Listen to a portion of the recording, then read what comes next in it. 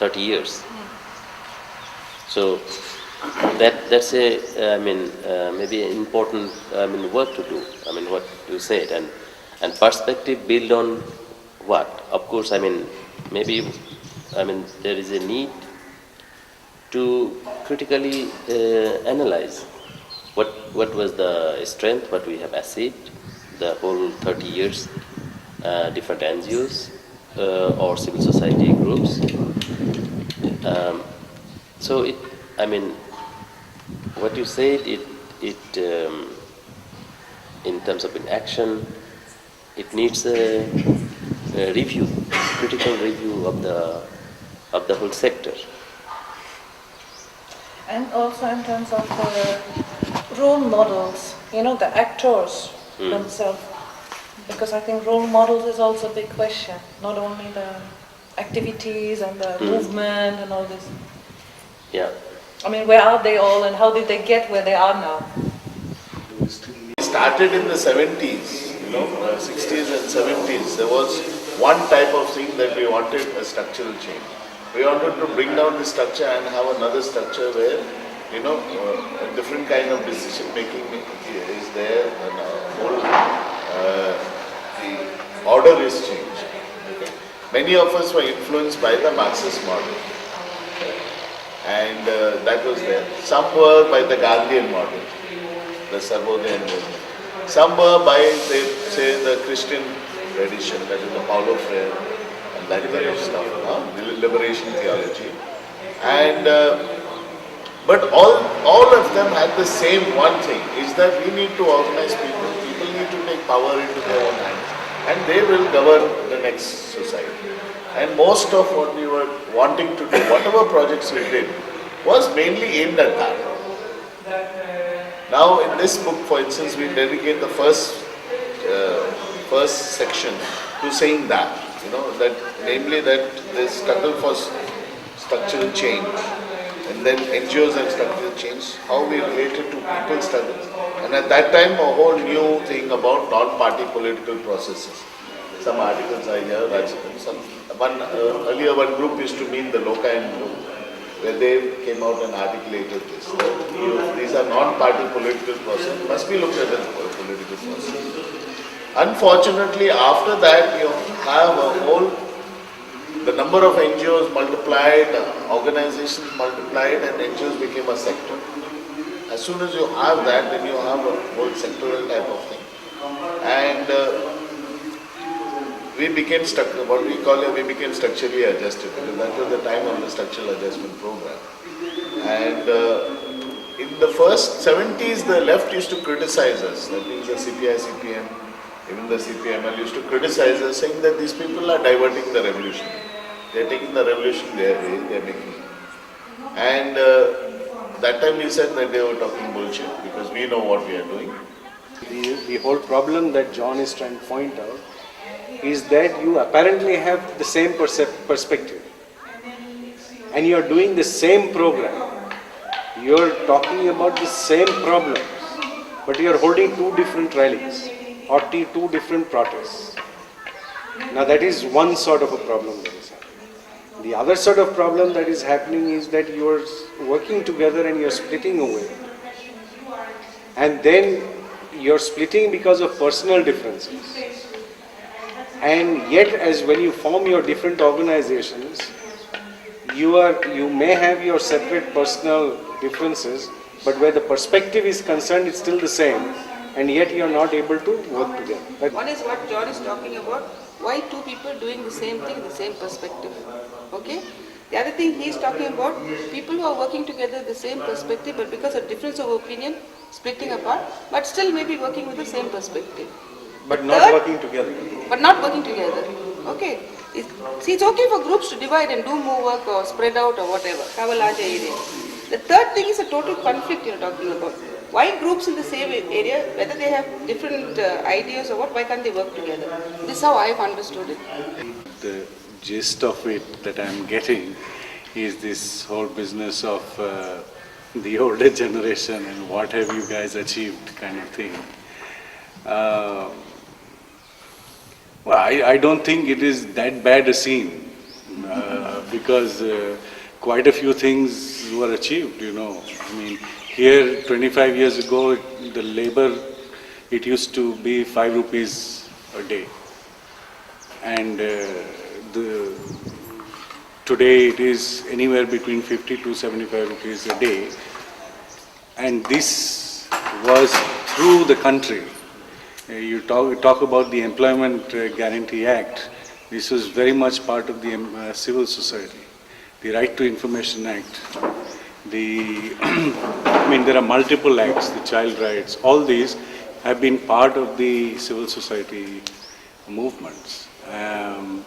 So I don't think it can be just brushed aside.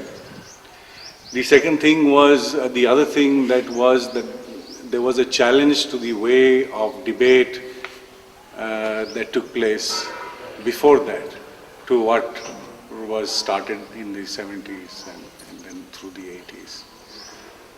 But during the break there was an interesting thing that John said which got me thinking, is also that many of us who started working then and many of us have moved on to become consultants. And they're busy doing log frames, PMEs and things like that, and are no more the mentors that should have been there. I mean, we had mentors. We had people who we looked up to, we worked with and learned and then went into understanding. What I was saying yesterday was just a simple thing like understanding the character of the state. Now, whether you can do it from the Marxian point of view, the Gandhian point of view, any point of view, but you can still make an analysis of the character of the state. And if the character of the state is not being discussed in the organizations, then that is what one is questioning. So I think maybe there is something in this business of people moving out and becoming consultants. The whole question is why? Is it because of the funding scenario? Is it because of the change of the political scenario? Is it because of the change in the way of debate or discussion that has happened? I don't know. Or is it just because of what yesterday was coming out? Is it IT? Is it this want to earn more money or status in society? I don't know. But if today, if youngsters are being told by people at home or among friends that if you're doing this work, you don't have a job, we were told that, and I'm still told that. I still don't have a job according to my parents or where I come from. Understanding the character and the nature of the state. Again, why did it stop? What took priority over this?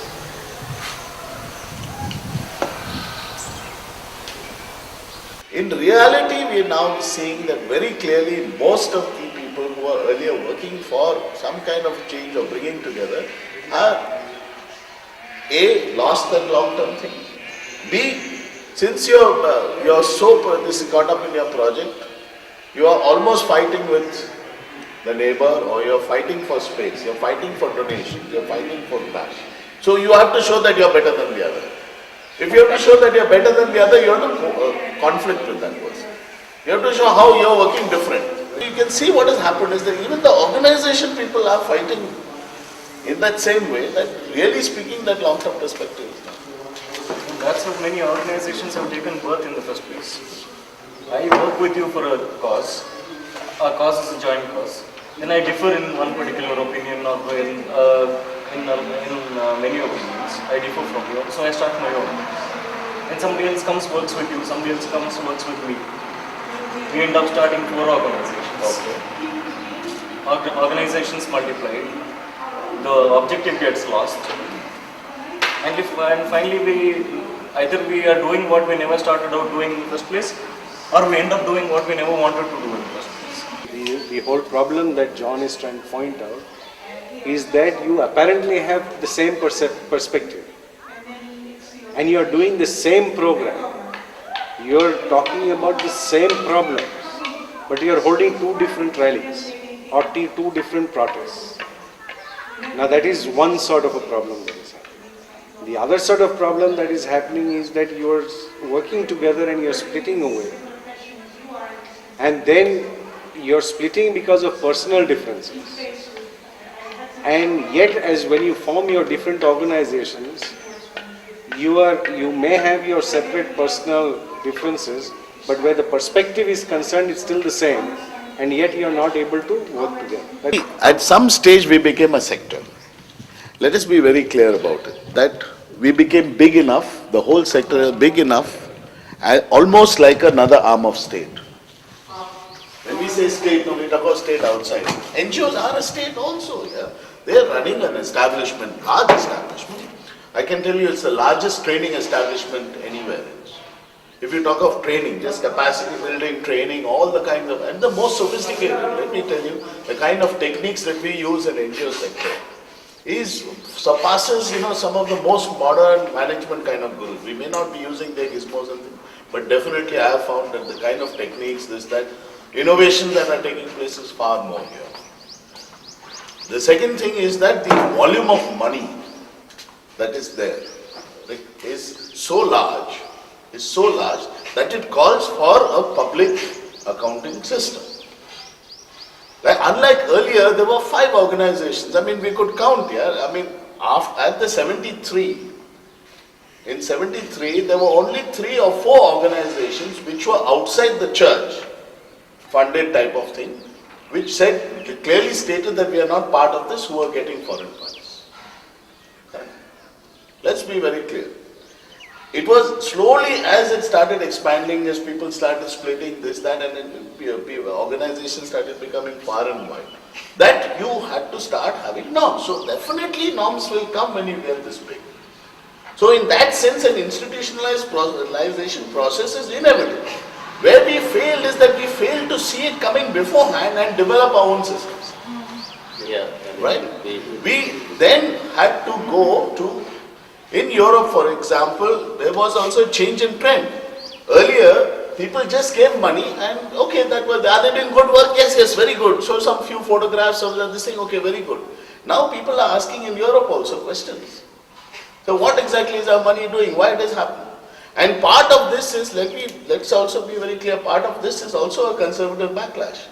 Because a lot of propaganda has gone on in the West saying that, see, this thing is being used to fund revolution or is being used to fund this. Whereas for the conservative asked that question. Whereas the progressive asked the question, this money is going to RSS and this kind of thing. So there is this thing there. So it's inevitable that this kind of thing happens. Right? This certain amount of accountability, that kind of thing, it's inevitable. The issue is that are there any choices to be made now? And I think there are choices to be made, and the choices have got to come from organizations like these, like this Govindpur type of thing, where I can't see much of donor presence here, right? And also I can't see too much of pretentious middle class, all these fellows who have represented the NGO sector or the so-called people's movement kind of sector. I don't see that kind of people also there, except, okay, a few windbags like me, probably, I don't know. But for instance, normally what happens in this kind of meetings, you will get Smitu Kothari, you will get Ashish Kothari, you will get, P.S. Sethi, all these guys, B.D. Sharma, they will come and occupy a certain amount of time. Why I am speaking so much is part of that, okay? That guy, which will just take over, right? So, in this particular system, I definitely think that these kind of meetings where you start articulating these issues and also find solutions to it. There are some problems that need to be addressed. You become a big sector, you have become this thing, you call for transparency from the other side. What is the transparency on our side? Let us put some norms up. And these are not norms like code of conduct. We fought against the code of conduct and we threw it out, rightly we threw it out. And these should not be norms, each organization should have its own. I really believe it cannot be prescriptive. As soon as we say, oh, now let's make norms and all, then donors will latch to it and say, okay, now that becomes another law. No, each organization is independent, each organization finds its own way, and each organization has to justify itself both to its donor as well as to its local constituents. I feel that is primarily one of the problems, the reasons why organization, the kind of getting together that we were trying to do was destroyed. And I think this is extremely important, that at least those of us who agree must agree that we don't have to do everything individually. That we don't have to do the sense of individual organizations, it's like taking it too far. We have to have certain norms that runs through here.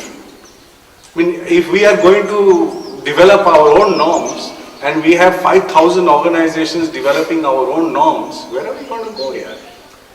I don't see any sense in that. There's need for both. It's also, I think it's a failing on the 60s, 70s or the NGO sector as such. I would say 60s, 70s. So also there was something that happened as mushrooming and corruption in NGOs, which also called for these norms to be brought in. Maybe donor pressure, donor brought in, or maybe we ourselves made it in such a way to prove ourselves that we are honest. That also happened. And as rightly said by John, what was lacking was this reflection process. What Bablu is also talking about. This reflection process where could we have built up, for example, a social accountability framework? What does it mean? Some sort of thing. Could we, these type of things, somewhere we never got together as a sector. We became a sector, but then we became individual. And with competition also. Competition. This is what brought out all these quotations. And then you had the chartered accountants and the consultants who came and added more to it and made it more complicated. These are the things that... Yeah, I think I want to respond slightly. Drawing from the experience of the mainstream commercial sector, all these so-called standards, ISO, this, that, and all are private norms, okay? They are not government-grade norms. And if you look at that, the way in which those are organized, the system is such that it prescribes a minimum amount of procedure, declaration procedure. They are not, they don't presume or don't prescribe ideology and values. Okay? What my problem is, most of the code on conduct and all that we are talking about, one second, let me just finish it. Just to clarify what this thing is, that our problem is when we sit down to say whatever, hidden in the way in which we say there is some values, which I think there are some organizations which believe in this, some organizations believe in that. So what I would rather go by saying that, okay, what are your accounting systems, what are your planning systems compatible with? And you have a declaration system. Till today, everything else has been, like code of conduct. Simple declarations are not there. The basic thing that is there in all public thing, board of directors have to disclose their assets, one. Two is they have to disclose whatever they are getting from the organization and where they are clashing of interests, which are the points. And this is a very easy thing because once you've done for yourself, you just keep on updating every year. It's not such a big thing. You just have to keep on updating and presenting. And the system is such that in the annual report, one of the things is, okay, all the board of directors and people who are earning above this much, or even getting, not just earning their salary, all the linked companies, what they get. Now I know that there are some organizations, some of you must be known, many of them cross-organization funding. And that same organization will be prescribing to other people saying that, oh, you can't have more than this much amount of salary. When actually two sister organizations are paying you double. Correct? You go as consultant there, you get 10,000 here, you go as this thing and still say, see, I'm getting only one rupee from my organization. That's what, the state. So, some of these type of systems, I think the first step is, before even norms, is at least declaration, transparency. Then we go to the next stage, okay, if there is this much of transparency, now this is more acceptable. This, if you have this, it means this. If you have this, it means this. If you have this, it means this. Let people decide. Let your constituency, let the donor decide. Let the constituency that you're working with, and let your, all other colleagues decide. When I come to this meeting, if I want to be a member of this group, I want to be a member of this group, I want to feel accepted by this group, I will feel accepted because you know what my situation is. You know what the thing is. You know, okay, I am a ISO 9002, therefore my accounts are audited in this fashion. Correct? That is what I am asking for. I don't want these prescriptive and these things which allow this huge, give this big preamble, Oh, we are an NGO sector, we must have austerity, we must have this, and we must have that, and we must declare that we are equal, and this and that. No. Because that creates all these problems, because everyone is trying to show how they are holier than thou. My problem is that. So you just say, okay, this is what it is, let's accept everyone. Let's start from that basis. You are what you are, okay. Your organization is what it is. Let's start from that, let us just know it. This is where I think yesterday we discussed in our group a bit on this project mode. No? NGO started becoming project mode implementers. This is where my LFA problem also comes. You have LFA for a 3-year project. No, but Pradeep, we were doing projects then also. But then the project was not that thing that you do X, then Y and Z. And then X has indicators, Y has indicators, Z has indicators. Consultant will come and say, yes, all the indicators have been met. It was not that. It was more the space for reflection, the space for thinking, the space for looking at broader things and relating what you are doing to the broader thing. And that somewhere is lost today because of the project mode. Maybe it's also the systems that you build in. When I was with Samuha Plan, I was the education coordinator in Samuha Plan. After 30 days, 15 to 18 days of my work used to go in settlements. Settling, taking money and settling, taking money and settling. Or doing, getting, what do you call that? Quotations. Quotations or invoices, tenders or something like that. 18 days of my 30 days used to go in all these things. Got disgruntled with that. No, but why has that happened? Yeah, that's what I'm asking. Why, that has been built into the system and we followed the system. This is laid down by the donor agency, that you have to get 3 quotations. And I find that very, very weird, because I'm just saying one example, because this is going on to all sorts of things in which you have to do this. So, but which is right, which is wrong, I can't figure out, because we used to do accounts on cigarette paper. The inside cover of that, and we used to write our accounts on that cigarette paper. It was okay. Till at one point they said, these financial systems here, how can you do that? And I also agree with that. I agree that you have to have proper financial systems.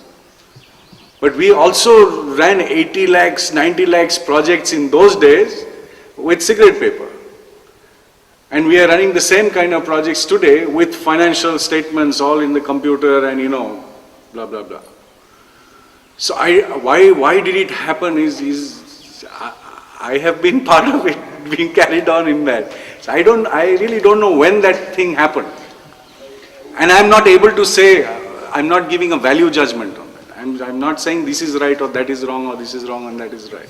See, Brought out is that 18 days or 30 days is form filling. So waste your time for reflection, waste your time to practice what you believe in, waste your time to even say this right or wrong. I think that's something which needs to be taken deeper.